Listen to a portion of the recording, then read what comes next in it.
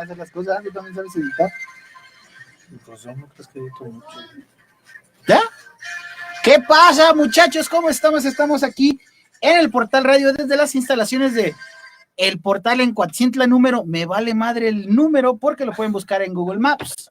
Así que les presento y quiero iniciar esta plática porque tenemos un invitado bastante chingón y lo vengo anunciando desde la semana pasada. Hoy vamos a aprender bien, no te pongas nervioso, ya. Es parte del cotorreo. Pero a mi lado, de este lado de la derecha. Como, sí. como cada semana, yo, Alfredo Calderón, y de mi lado izquierdo, David McCoy. Así es, el día de hoy tenemos un tema muy interesante que es parte de la problemática que vivimos en el Estado.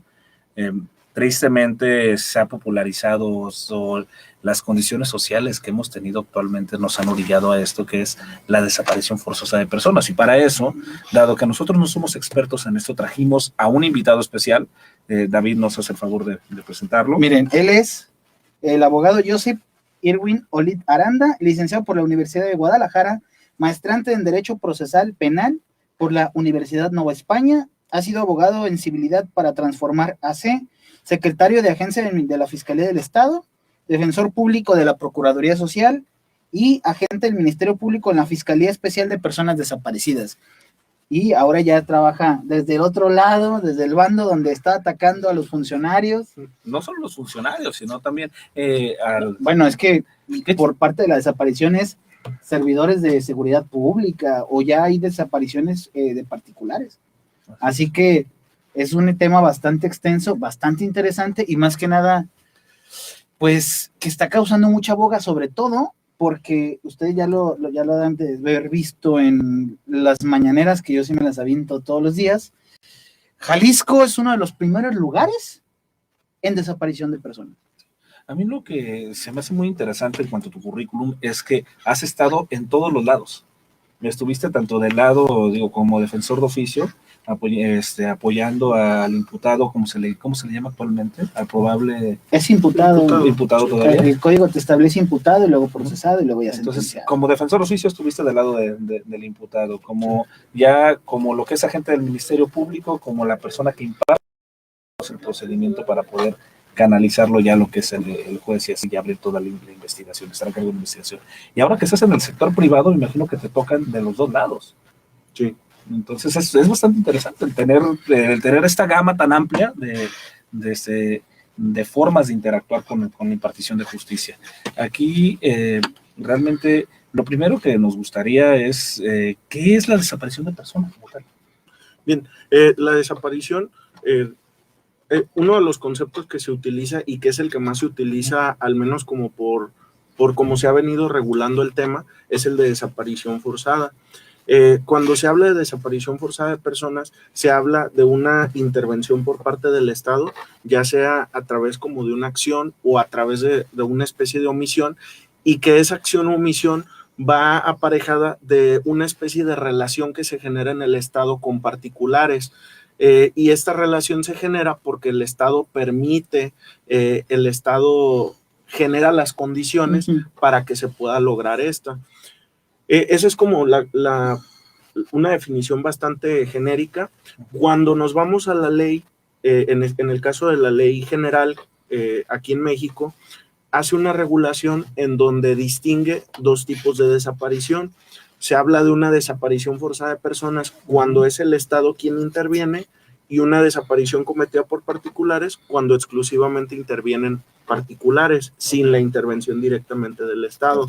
Entonces, esa sería como una primera aproximación. ¿Hay alguna diferencia entre privación ilegal de la libertad, secuestro y desaparición forzada de personas? Sí, de hecho, pues todas tienen un punto de partida que es el que se priva de la libertad a una persona, que una persona no puede ejercer su libertad. Por ejemplo, pues ahorita estamos nosotros aquí por nuestra propia libertad, pero si alguien no se pudiera salir, si alguien ya después pierde esa autonomía, entonces es el momento en el cual pues se pierde el ejercicio de este derecho y ese es el primer punto de partida. El Código Penal de Jalisco habla de privación ilegal de la libertad sencillamente cuando una persona priva de la libertad a otra, lo deja hasta ahí. Luego, cuando hablamos de secuestro, existe una ley general y esta ley general establece como ciertos supuestos, pero que los podemos nosotros generalizar en el que se busca como un beneficio económico o un beneficio de otra índole por parte de las personas que cometen el delito. La referencia cultural más próxima que nosotros tenemos del secuestro, pues es la de la televisión, la de las novelas. La Rosa de Guadalupe. La Rosa de Guadalupe, en donde precisamente pues se da el caso de que se llevan a alguien y que empiezan a marcar los secuestradores y que piden dinero. O si nos vamos a un tema más policíaco, que llegan los policías, que intervienen los teléfonos, y van al lugar, hay montajes, Florence Cassés, etcétera. Ese es un asunto súper interesante. Sí. No, y yo creo que en ese pudimos ver por primera vez qué tan fuerte es el amparo como tal en la protección de los derechos humanos, y no solamente eso, cómo puede intervenir inclusive hasta se me está yendo en el nombre. ¿La Suprema Corte? No, la Corte Interamericana.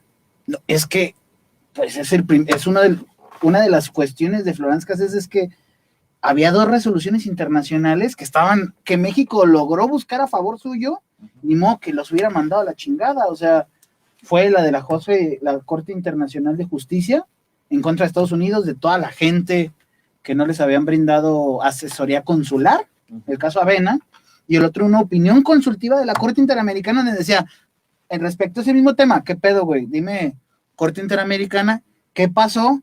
Si es tan importante o te vale madre la Convención de Viena, que es, en cuanto cae, esta de la Convención de Viena, para que entiendan, es cuando cae un extranjero por cualquier proceso penal fuera del país del cual es de su origen, debe de tener apoyo de su consulado y deben de llamar inmediatamente, nada de que, pues ya después de un rato, ya que pase, ¿entiendes español, verdad?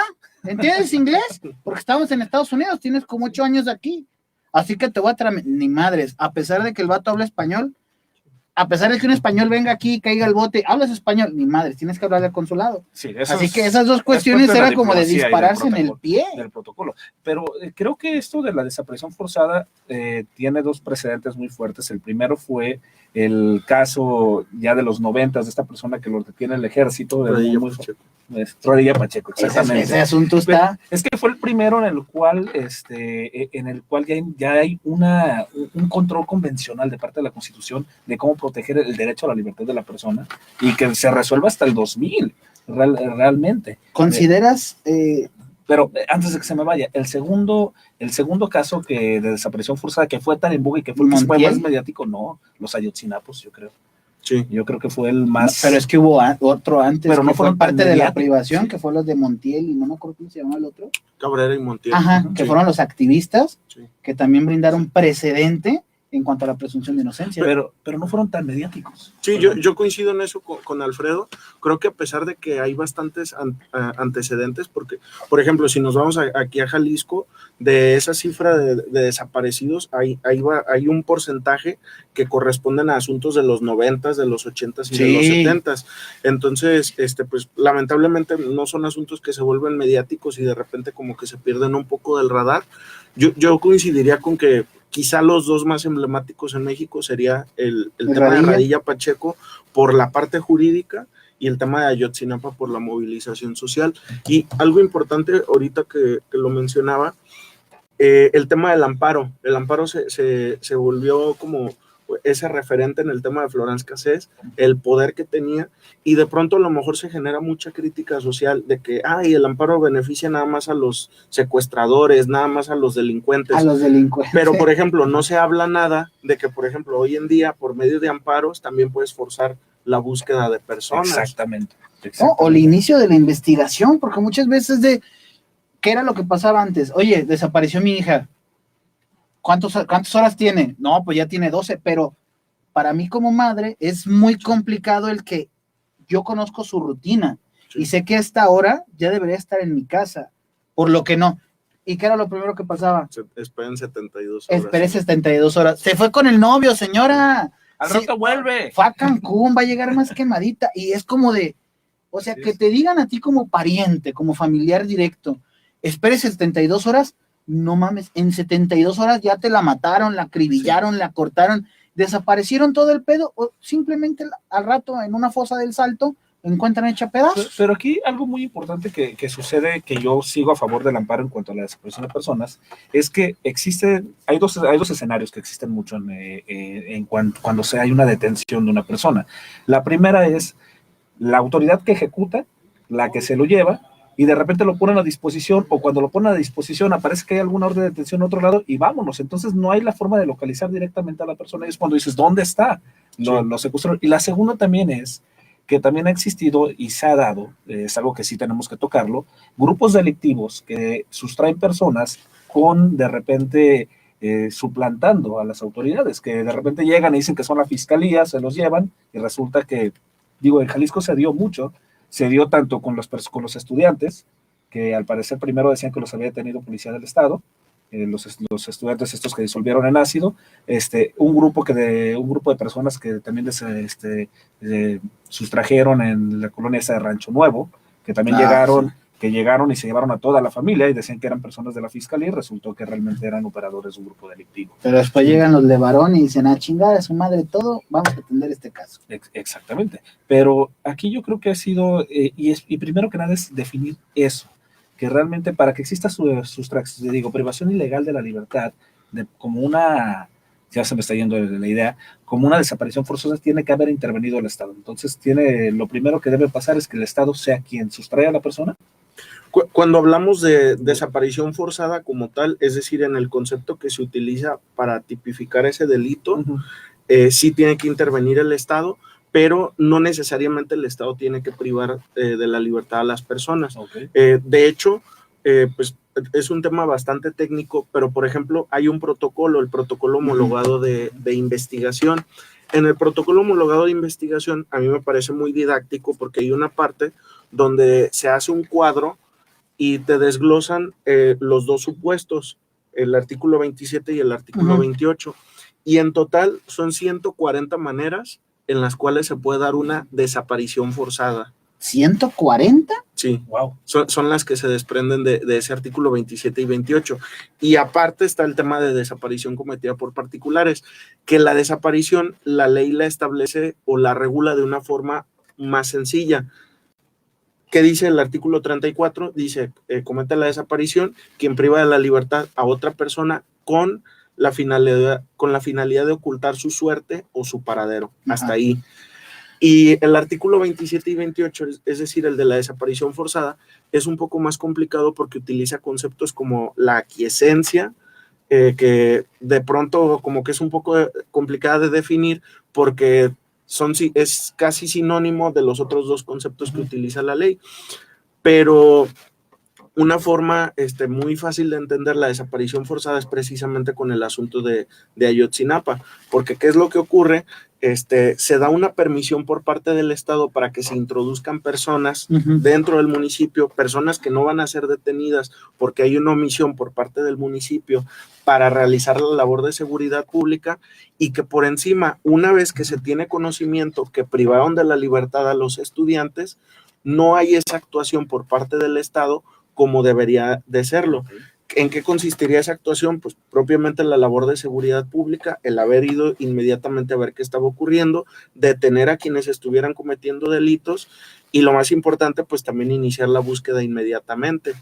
Y si a eso le sumas que de pronto el Estado no quiere entregar información o no quiere reconocer que sus agentes intervinieron, pues eso es más que nada una desaparición forzada. Sí. Y otro ejemplo se dio, ese es pues el ejemplo latinoamericano, Chile, Argentina, incluso México lo vivió, en lo que en México le llamaban la Guerra Sucia, allá pues los periodos de la militarización, en donde por ejemplo en Chile, las fuerzas de Pinochet privaban de la libertad a todas las personas que ellos consideraban socialistas, algunos por ejemplo los lanzaban al mar junto con alambres para que no pudieran flotar. En México había la leyenda urbana que era, todo esto de la Guerra Sucia se da después de lo que viene siendo, se me está yendo en Tlatelolco, sí. Y es cuando empieza toda la desaparición de estos estudiantes que apoyaban el Partido Comunista. Pues aparte, los que no alcanzaron a matar en el trayecto. A todos los líderes estudiantiles eran los que más que nada se llevaban. A Monsiváis.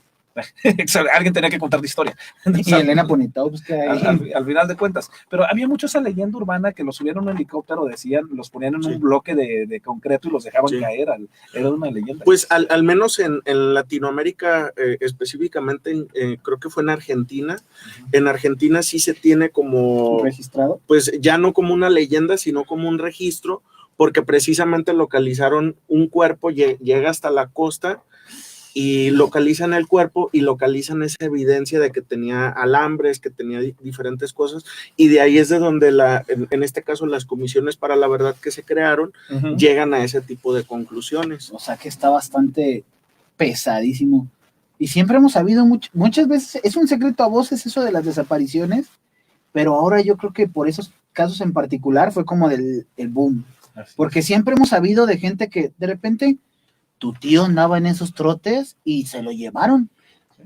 Conocemos un pariente o en alguna pariente de alguna persona que no aparece. Y tristemente es como, en ese momento era de, no vayan a decir nada.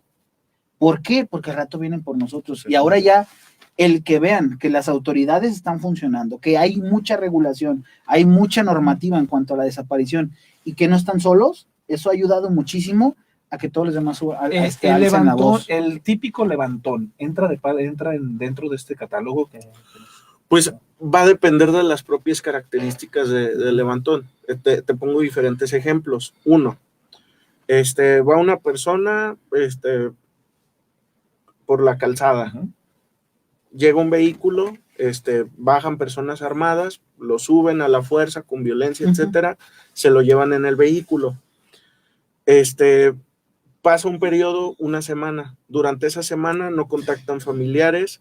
Inmediatamente de que lo suben al vehículo le quitan su teléfono celular, lo apagan, no le permiten que haya ninguna comunicación con el exterior.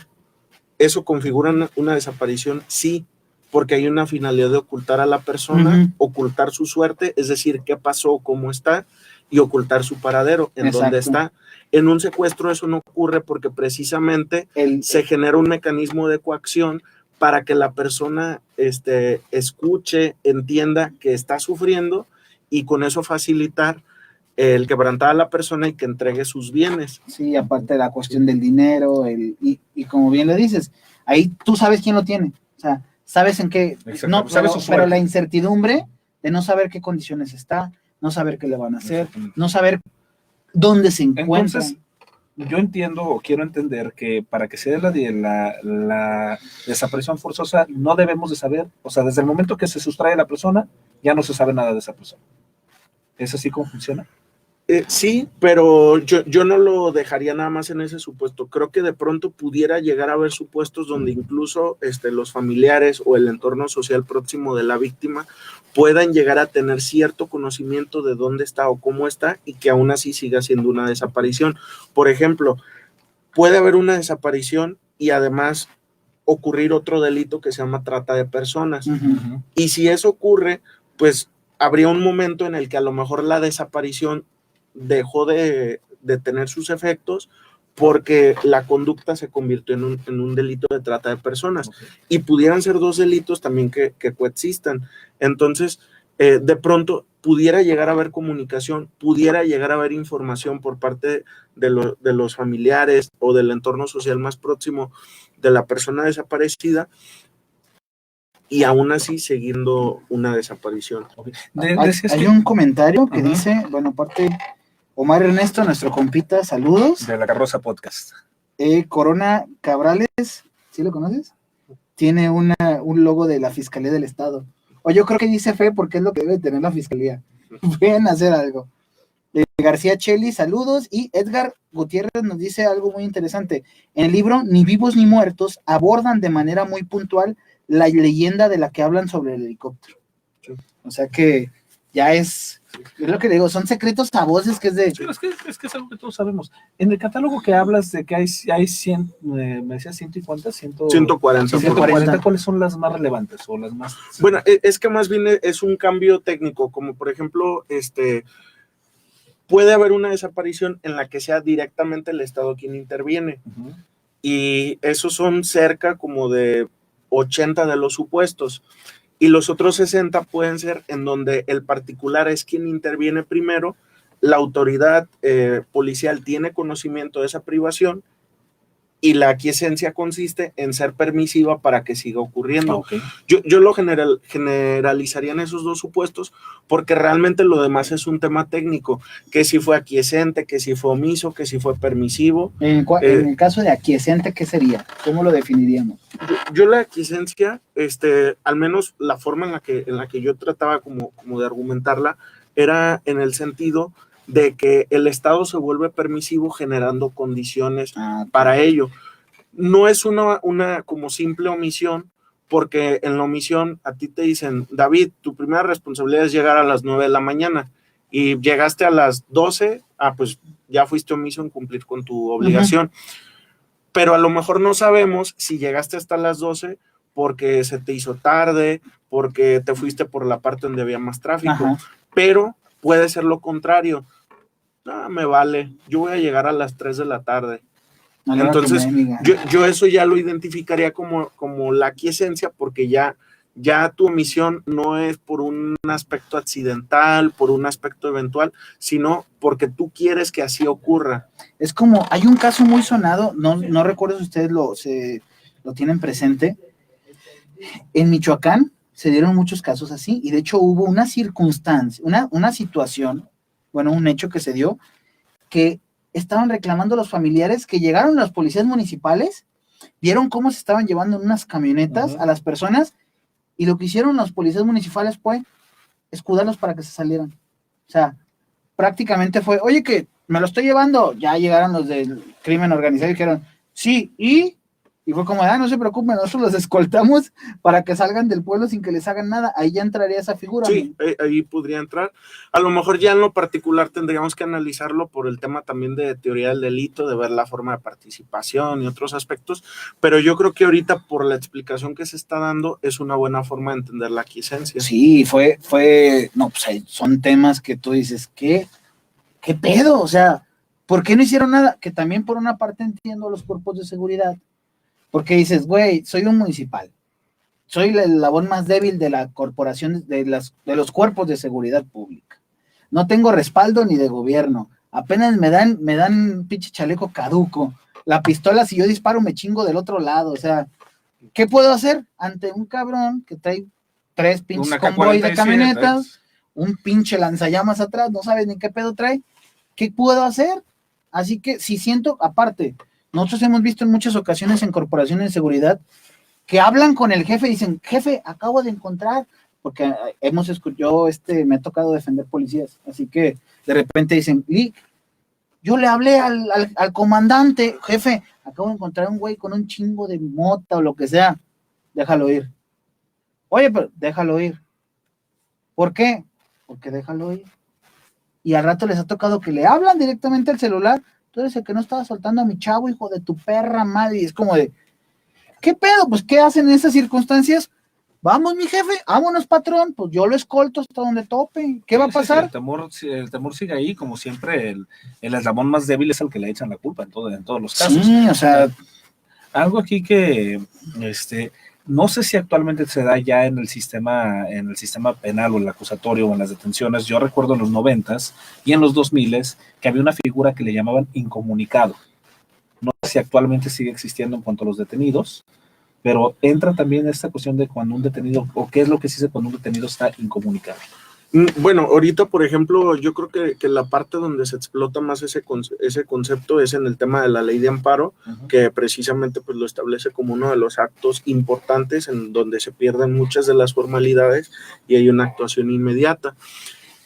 En algunos casos, aún estando privada de la libertad de una persona legalmente, pero sumado a esa incomunicación, en algunos casos puede darse una desaparición forzada.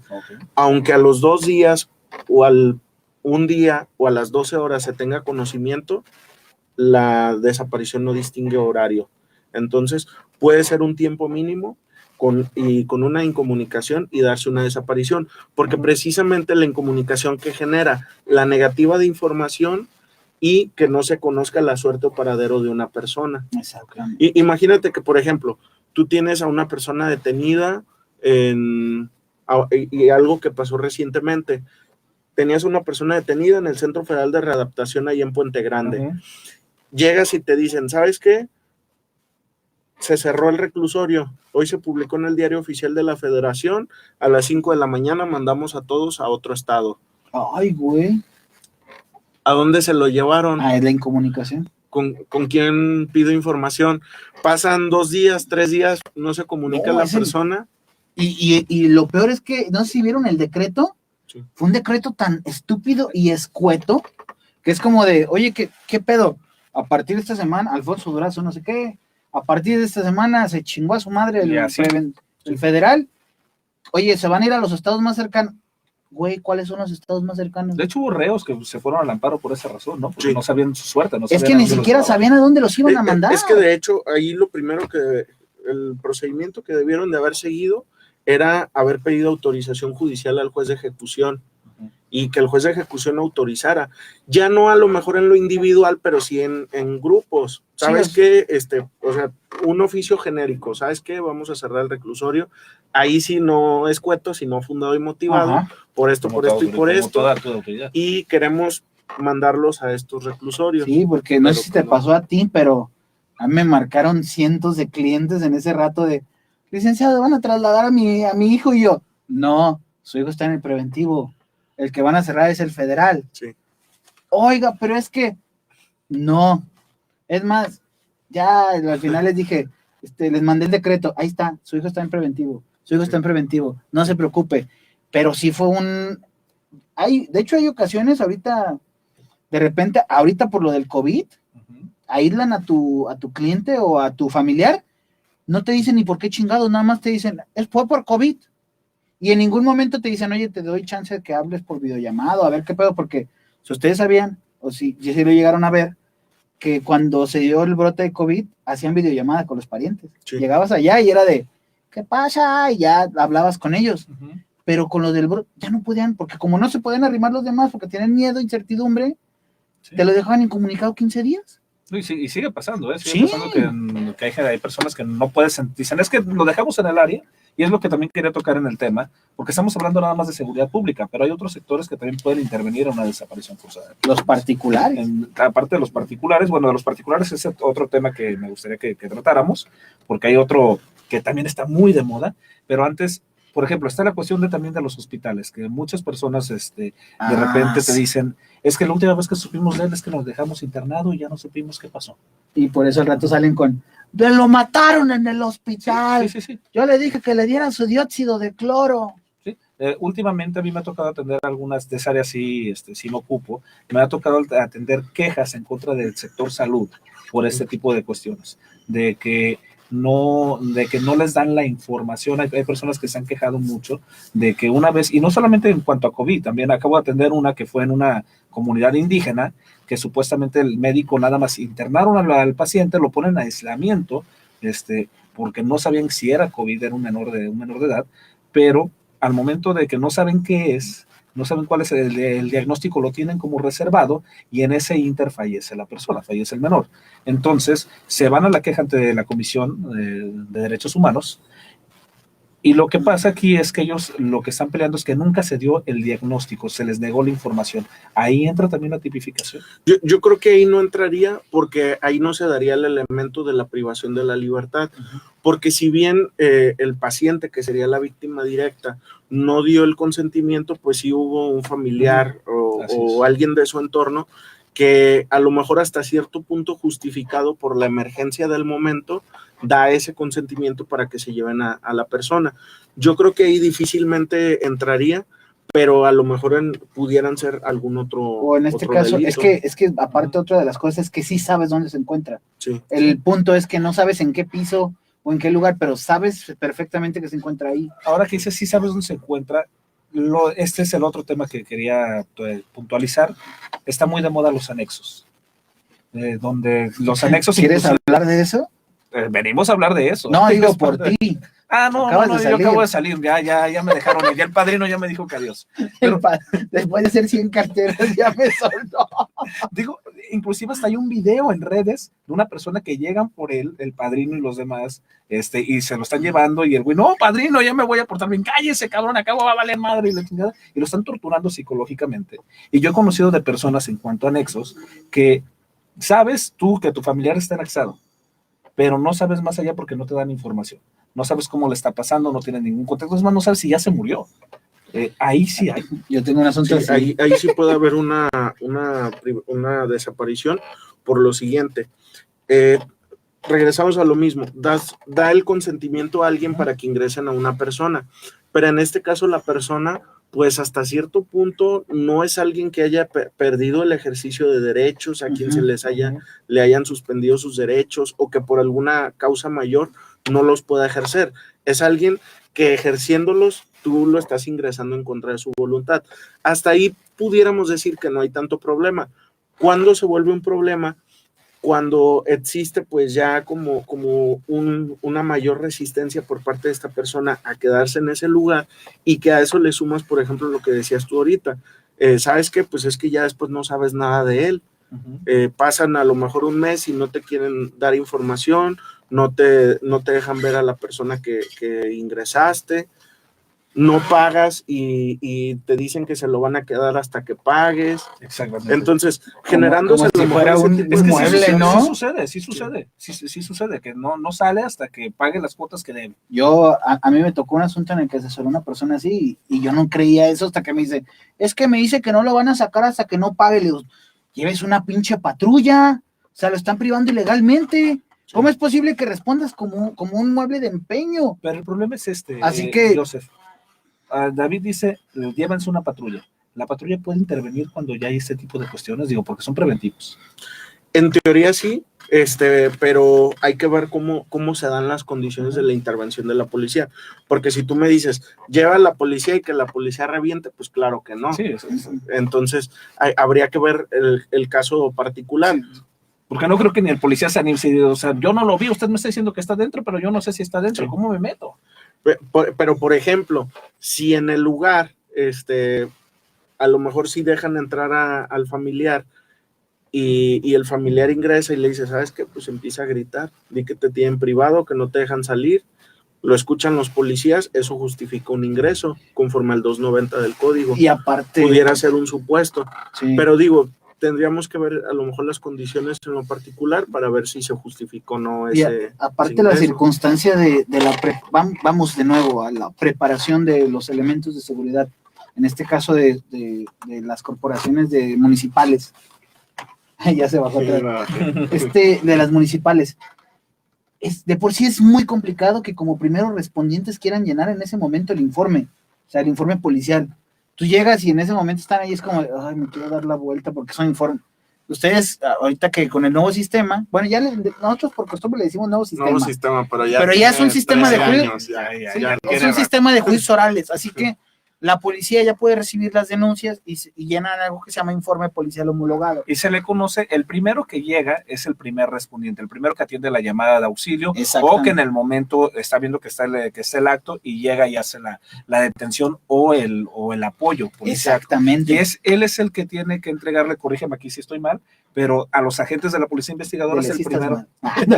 Sí, estás mal. Es el primero que tiene contacto, es el que tiene que permanecer hasta que llega quien se encarga de la investigación como tal. Si estoy sí, yo creo que dejémoslo hasta ahí, porque si nos vamos a lo técnico habría que hacer como ciertas precisiones, pero yo creo que con eso sería suficiente para entender qué es lo que hace. Pero el punto es que, ¿cómo le puedes decir a un elemento de seguridad pública, como es un policía municipal, están privándole la libertad cuando él conoce lo que es el significado de un anexo? Lo único que va a decir es, jefita, pues ahí está porque usted lo metió, pero no entienden el concepto a lo mejor o la normativa en particular de la desaparición forzada, no entienden la privación ilegal como tal. Es como de, jefito, pues usted lo metió, jefe, pero ya no quiere estar ahí.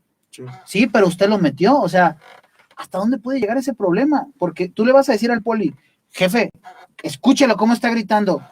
¿Qué te va a decir el poli? Carnal, pues él escogió esa vida, o sea, y es y en este caso, dime, es una responsabilidad del policía. No, incluso hasta pudiera llegar a pasar que le diga, oiga, pues mejor déjelo ahí, pues usted lo metió, pues déjelo ahí, que acabe todo su proceso. Exacto. Véalo cómo está gritando por la droga. Esos son los tipos de comentarios que lamentablemente se dan. Y como tú dices, a lo mejor no se tiene como bien la noción de cuál es el alcance, hasta dónde sí y hasta dónde no. Pero yo creo que ese, por ejemplo, es un problema, uno, de la institución, y dos, también de la, por ejemplo, anteriormente era el IJAS el que regulaba, sí. no sé ahorita si sea la Secretaría de Salud quien lo regule, Uh-huh. pero también es una omisión por parte de la Secretaría, porque no siendo especialistas, ellos deberían de dictar ese tipo de lineamientos. Cuando la persona ya no quiere estar, se procederá de la siguiente forma. Es que no hay un protocolo. Y eso es algo que se debería de establecer. Ahorita la están atendiendo la Secretaría de Asistencia Social, lo cual tienen de por sí no tienen instalaciones propias, están en el DIF Jalisco, así que, y la otra bronca es que muchas veces no saben a quién le compete la asistencia de centros de adicciones, porque la ley te establece que también pudiera revisar la Procuraduría Social, me parece, sí. Pero la Procuraduría Social nada más es como visitaduría, sí. Es nada más de, oye, ¿cómo están? Pues ese güey se está mordiendo el dedo y este güey le está comiendo la mano al otro porque trae la droga del zombie, pero hasta ahí yo veo lo demás bien, y es como de, ¿qué pedo? Y la Secretaría de Asistencia Social, porque tengo varios contactos con gente de ese tipo, los que hacen ese tipo de inspecciones. Yo pensé que con drogadictos. No, aparte, el único contacto con drogadictos es contigo. Pero Chava, nos está atacando. Pero no saben a quién le tendrían que derivar esa situación. Y ya tocó un caso donde trataban mal a una persona adicta y lo primero que me dijeron es, ¿a quién tienes que atender? Checas y es la Secretaría de Asistencia Social, pero no tienen, como dices, un protocolo. ¿Qué voy a hacer? ¿Con quién te remites? Presentas la queja y te vas a fiscalía por las omisiones de que no están revisando las cosas como debe de ser, pero la fiscalía, ¿qué te va a decir? Tienes que irte administrativamente a ver qué pedo.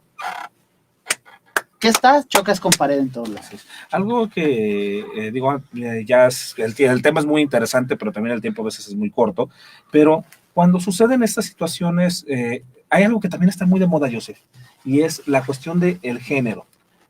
¿Hay algún tratamiento especial cuando la desaparición es de varón a cuando es de mujer? ¿O sea, es el mismo? Sí, sí, hay un tratamiento especial, específicamente en Jalisco, existe algo que se llama Protocolo ALBA.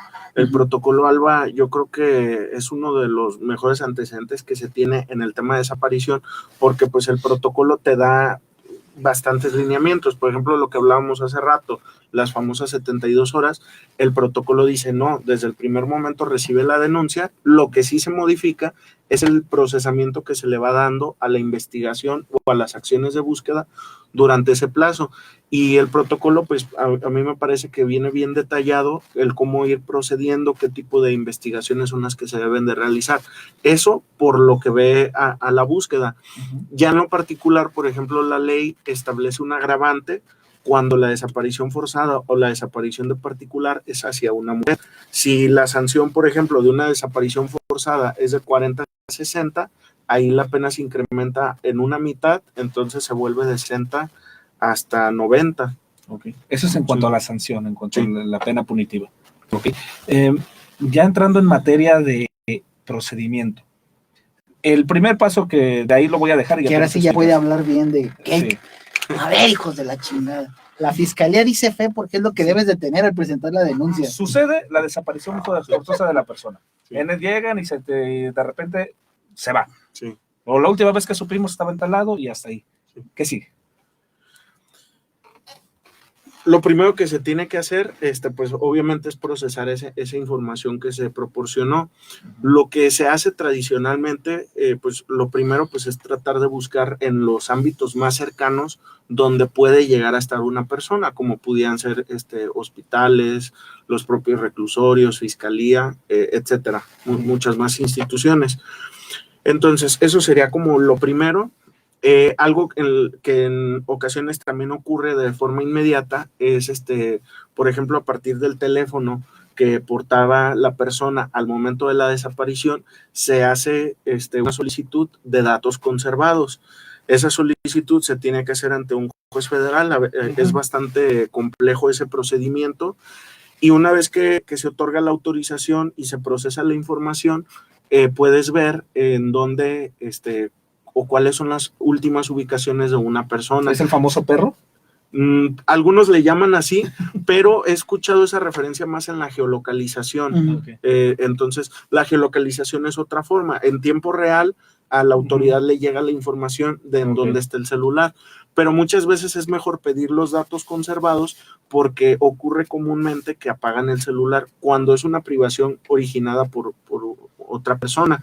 A veces que lo que le llaman que es ausencia voluntaria, a veces ahí sí se mantiene activo el teléfono, entonces pues ya se busca entablar el contacto, ver por qué existe como esa falta de comunicación, por qué no se tiene noticia de sus familiares y pues ya se termina ahí la investigación. La ausencia voluntaria es como de me fui con el novio y a ver si regreso.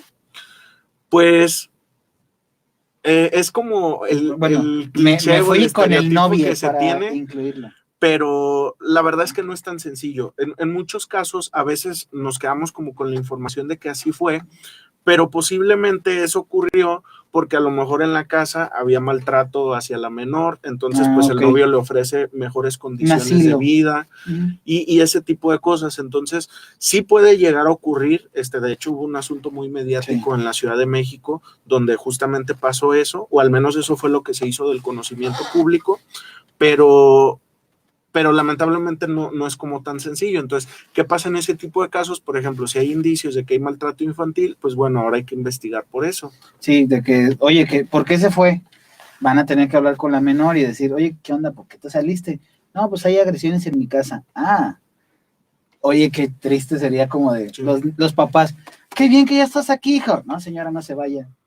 Es que tenemos que pues, hacer el estudio psicológico a la niña y pues hacerle unas preguntas, porque al parecer se fue por su culpa.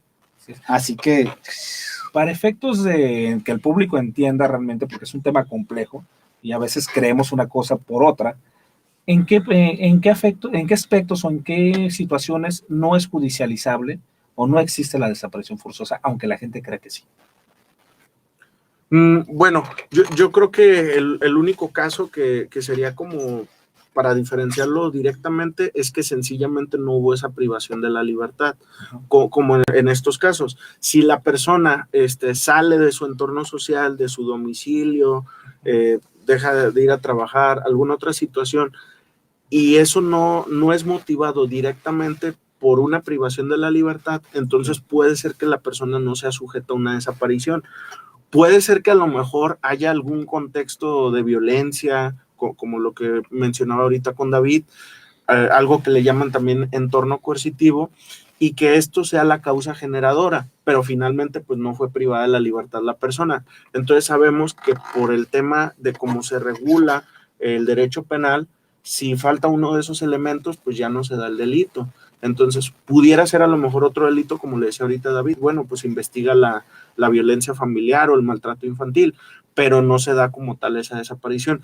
Yo creo que ese sería el principal elemento, y ya posteriores elementos serían aquellos que te comentaba hace rato que diferencian una desaparición de otro tipo de delitos, de una privación, de un secuestro, de una trata de personas, porque puede no ser una desaparición, pero sí puede ser otro delito.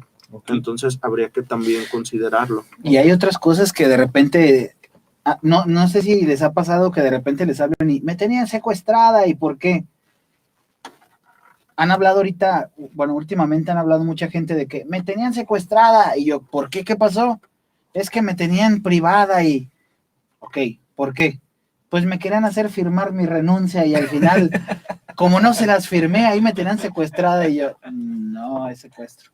Sí, es privación. Sí, pudiera ser una privación. Y habría que ver justamente lo que decía, por ejemplo, en el tema del anexo. O sea, a lo mejor vámonos a un caso muy extremo. Es una persona que trabaja en una población lejana al área metropolitana. Esa persona incluso le ofrecen vivienda en el lugar. Y que es algo que incluso pasó aquí en Jalisco. Sí. Y luego, le hablan de la oficina y le dicen, ¿sabes qué? Pues ya firma tu renuncia. No la quiero firmar. Ah, bueno, pues aquí te vamos a tener. Pasan 12, 24 horas y continúan ahí en la oficina. Hay ese ejercicio como de violencia psicológica, etcétera. Pasa lo que, por ejemplo, que no dejan a la persona que tienen privada que se comunique con otros, sus familiares empiezan a preocuparse porque no saben saben dónde está, Ujú. van y le preguntan, oye, ¿has visto a Juan? No, pues sabe, no sé dónde está, pues no vino, o alguna situación así. Entonces, todos esos elementos los juntas, pues te da una desaparición. Entonces, también puede haber en ese tipo de supuestos. Sí, porque 2, 3 veces con esto de la pandemia, sí era de hecho, hace poco me pasó, Sí. que tuve a la persona en la línea, porque estaba de que fírmame ahorita, y a ver, porque está un abogado, y después resulta que lo conocíamos. ¿Cómo chingados vas a tenerme ahí a mi cliente hasta que no te firme, hijo de tu puta madre? Así que llegué a hablar porque me hice enojar. Pero le digo, entonces, suéltalo, déjalo afuera, tengo 60 días para demandar, o tengo todo el pinche tiempo para convenir. Así que ponte al tiro. No, está Algo bien, importante está bien. que se me pasaba a mencionar, es un tema técnico, pero que a mí me gusta decirlo. Ajá. La desaparición es un delito de peligro y a la vez puede ser un delito de lesión. ¿Eso qué significa? Pueden darse o no darse condiciones materiales de la desaparición y aún ser una desaparición, como en esos supuestos.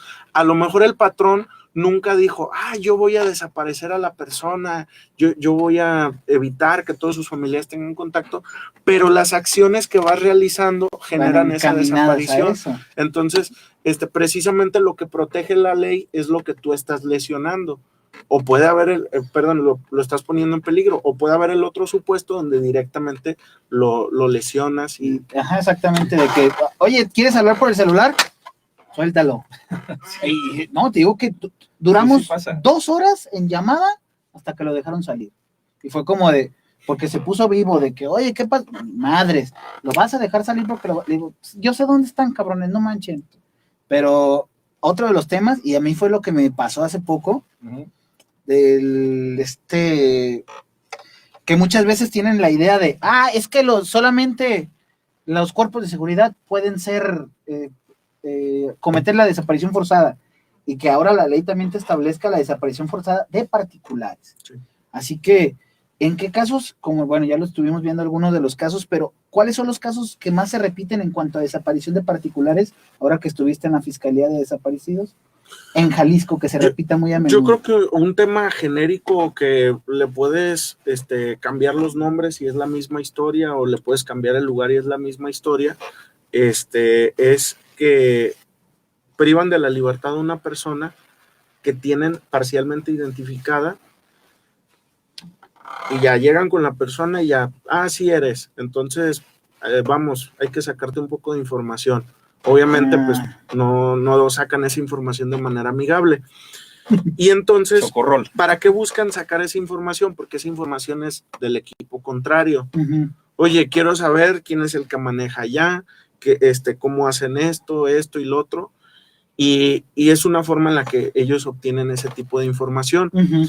Y en ese mismo supuesto ocurre que a quien privan de la libertad o a quien le dan el concepto de levantón es a una persona que no es al que buscaban. Y ya que lo tienen ahí, dicen, no, pues no eres, dejamos ir. Entonces, pasa ya comúnmente ese tipo de supuestos. Bueno, a mí me tocó uno donde subieron unos policías. Por ahí quería ir. Wey. También se puede dar la desaparición forzada, digo, no dejan de ser personas, pero de personas activas en el servicio público. O sea, que un policía se lo lleven. A un policía, sí. De hecho, sí ha ocurrido recientemente, no recuerdo si de Guadalajara, de Tonalá o de Zapopan. Fue de Zapopan. Hubo sí, y también hubo un servidor público de juzgados de distrito que también se lo llevaron y después apareció muerto. Sí, de un juzgado de amparo en materia penal. Entonces, sí, pues fue hace poquito. Lamentablemente es un fenómeno que va en incremento. Le comentaba yo hace rato a David, hoy salió una nota en Vice News donde manejan pues como todo el fenómeno y justamente hablan de eso, de que por ejemplo entrevistan a alguien que me parece que es de la policía de Guadalajara, no dan obviamente el nombre por una entrevista anónima, y el policía comenta, no, pues es que yo prefiero ni preguntar dentro de la corporación qué ha pasado con mis compañeros porque van a pensar que yo estoy jugando con el equipo contrario. Entonces, pues lamentablemente eso genera mucho temor incluso dentro de la propia corporación. Sí, pues de hecho muchas veces en fiscalía también ha pasado que hay muchísima gente que de repente se va, ya no saben ni qué onda, ¿y qué pasó? Ya llegó otro compañero. Oye, ¿pero por qué? Pues ya llegó. ¿Y el otro qué le pasó? Ya ni digas nada. ¿Para qué preguntas? ¿Estás tranquilo aquí trabajando, no? Ah, pues entonces cállese el hocico. Y es como de, ¿qué? O sea, ¿qué pedo? Hay una pregunta, porque ya casi nos está acabando el tiempo, pero Cintia Quiñones, primero que nada traes una popularidad tremenda, Joseph. Te mandan saludos Jael Jurel, Iván Romo, Pati Villa. Iván Romo es nuestro compañero del programa. Sí. Vero Aranda. ¿Iván Romo? Sí, es mi hermano pobre. Ah, ya. Es que se parece a mí el vato y le dice que... Juan Antonio Rubio. Sí, saludos, maestro Joseph Olar.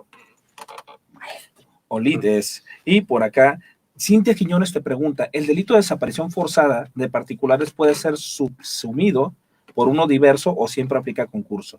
Lo pregunto porque lo que mencionaba el licenciado Olid respecto a la trata de personas. A mí se me hace que se lo dejaron de tarea. Sí. Esperamos que no sea eso. No, yo creo que va a depender como del caso particular, por lo siguiente. La desaparición tiene un carácter permanente, tiene un inicio y puede tener un fin, que ese fin pudiera ser al momento en el que se deje en libertad a la persona, o si lamentablemente durante el cautiverio cometen otro delito, como por ejemplo un homicidio, cuando se sepa la suerte o paradero a lo mejor de los restos de la persona. Entonces tiene un inicio y un fin. Durante ese inicio o hasta el fin puede haber otro tipo de delitos. Pueden a lo mejor robarle las pertenencias a la persona desaparecida, pueden a lo mejor extorsionar a sus familiares lesiones. Y aún así seguir habiendo desaparición, puede haber lesiones. Yo conocí de la situación de una persona que tuvo tuvo un levantón, y otras personas, no, ni siquiera las personas que lo hicieron, esa persona empezó a buscar, y otro grupo con el que fue a preguntar, uno de los familiares le pidió dinero, le dijo, no te preocupes, sabemos dónde está tu familiar, ya lo tenemos localizado, y necesita el grupo que se lo llevó, necesita tanto dinero para sacarlo, y la realidad es que esta persona ya había perdido la vida. Y le sacaron dinero, o sea, eso me imagino que llega a suceder también. Sí, eso llega a suceder, y entonces, pues, todos esos delitos que de repente comienzan a salir, además de la desaparición, pues son delitos que también deben de ser perseguidos. Entonces, respondiendo a la pregunta, solamente van a ser subsumidos si directamente conllevan la privación de la libertad. Pero, por ejemplo, en la trata de personas, la trata no necesariamente requiere como elemento que se prive de la libertad. Entonces, si no requiere ese elemento, para mí sí pueden llegar a actualizarse en los dos en algunos casos. Sí, porque hay veces que dice, nada más la tratan y en ese momento ahí se puede quedar. A lo mejor saben dónde está y es de, no te la voy a dejar sacar. Sí. Pero en el otro es, como bien decimos, suprimiré. No le diré a sus parientes dónde está, no le diré qué está haciendo, no diré en qué país se encuentra, no le diré cómo está, pero ella está siendo tratada y la están vendiendo como tal. O sea, está siendo ofrecida en ese... Por ejemplo, un caso hipotético, se llevan a una menor de edad, algo que lamentablemente ocurre mucho aquí en México, se llevan a una menor de edad con el propósito de trata en otro país. Entonces, eso de inicio pudiéramos decir que son 3 delitos: trata de personas, desaparición y tráfico de menores, si no me equivoco, robo de infante. Sí. Entonces, yo, por ejemplo, ahí descartaría el robo de infante porque precisamente compite con la desaparición, pero yo dejaría la desaparición y la trata. Sí, porque curiosamente hay veces que estás queriendo tipificar y es de, oiga, es que se dan esos 3 delitos. No creo. Y es como de, oye, pero, licenciado, no creo. No, así con tienes, ¿quieres o te lo quito? Y es como de, güey, no estamos barajeando, no estamos jugando con quién, o sea, te estoy diciendo cuáles delitos se pueden tipificar y se acabó. Esto si quieres. Ay, cabrón. Por eso yo creo que ahí es muy importante la labor del asesor jurídico, ya sea particular o público, para que precisamente pues dé ese tipo de opiniones. Hay veces que ocurre que es a lo mejor hasta por ego del MP, pero también puede llegar a ocurrir porque pues finalmente el MP no siempre sabe todo, y si tú puedes contribuir con algo como asesor y decirle, oye, Lick, es que yo creo que sí puede ser por esto y por esto. A mí me ha pasado que sí llegué a convencer a personas ya como particular, de decirle, oye, es que para mí sí se puede por esto y por esto, y convences a la gente de que lo haga. Llegas con su foto de que estuvo en fiscalía y Yo estuve en tu Sí. pinches. No. Yo estuve en. A ti te cambiaron por mi hijo de tu perra madre. Mira, Y yo me salí porque quise, tú porque traes hambre, güey. Joseph, sin que te responsabilice. Es un ejemplo, es un ejemplo. Sin que te responsabilice totalmente ni afecte tu ética jurídica y y todo tu currículum que tienes. ¿Hay alguna anécdota o alguna que nos quisieras compartir que aplique al tema, que sea relevante para el tema? Digo, a lo mejor chascarrillo o algo Pero en que En cuanto a este tema, que te marcó. que te haya pasado a ti en tu vida, en toda tu carrera jurídica, que obviamente no te responsabilice, que no... Bueno, es que más de destacar yo un caso particular, a mí particularmente lo que me gustaba como de la experiencia de ser MP es en la audiencia inicial la imputación, Sí. el tener frente a la persona que le puedas decir, tú cometiste esta conducta, a ti te estoy acusando de este delito, estas personas son quienes te están acusando. Yo creo que es una experiencia que te forma mucho, Ujú. porque muchas veces, sí lo llegué a ver, muchas veces el imputado, no tanto que se siente intimidado, pero empiezas a ver que está viendo a su alrededor lo que hizo. Es como un balde de realidad. Como un balde de realidad. Y al menos, pues a lo mejor, no sé si esas personas sí las van a condenar, si después van a dejar de hacer lo que hacían, pero por lo menos el que tengan ese balde de realidad, yo creo que es una forma de que el Estado está cumpliendo una parte, a lo mejor muy, muy pequeña, un 1% del 100, pero está cumpliendo en algo. No, y a veces que les mencionas la penalidad y es como, de repente los estás viendo en la audiencia y, no, pues ese delito tiene una pena de tanto, y ves que se ponen blancos. Es como de, hijo de su perra madre, ¿Qué si hice? estoy aquí, y a veces, y ya de defensor también se siente chido que digas, ahorita te lo tumbo, ahorita te lo tumbo, tú sigue hablando, perro, tú sigue hablando. De hecho, como defensor, una vez tuve una audiencia donde el Ministerio Público, en control de detención, dice, se detuvo por flagrancia de 7 delitos. Me fui uno por uno. Su señoría, robo equiparado no se da la flagrancia por esto y por esto. Daño en las cosas, no hay querella. Esto y lo otro, fue ilegal la detención. Con todo y Fue uno que O sea, lo subiste, sacaste. ¿no? Creo que sí subiste, ¿no subiste ese lo video? sacaste de la Bueno, mano. a lo mejor Subiste el una partecita fragmentito, porque nomás se veía, sí, pinche, es que se siente bien, perro, que sí. a mí Te ya da, te da mucha adrenalina en las es audiencias. que estás así como de, güey, estás en ese momento, ves al MP y dices, porque a mí me tocó, fue una parte de oratoria que a mí me dieron, era de que cuando quieres intimidar a alguien, Que ya. voltealo a ver, empieza a apuntar y ríete. El MP no sabe lo que siente cuando el defensor se está riendo, es como de, ya encontré el hilo negro. Ya terminamos el día de hoy, ya el programa se termina.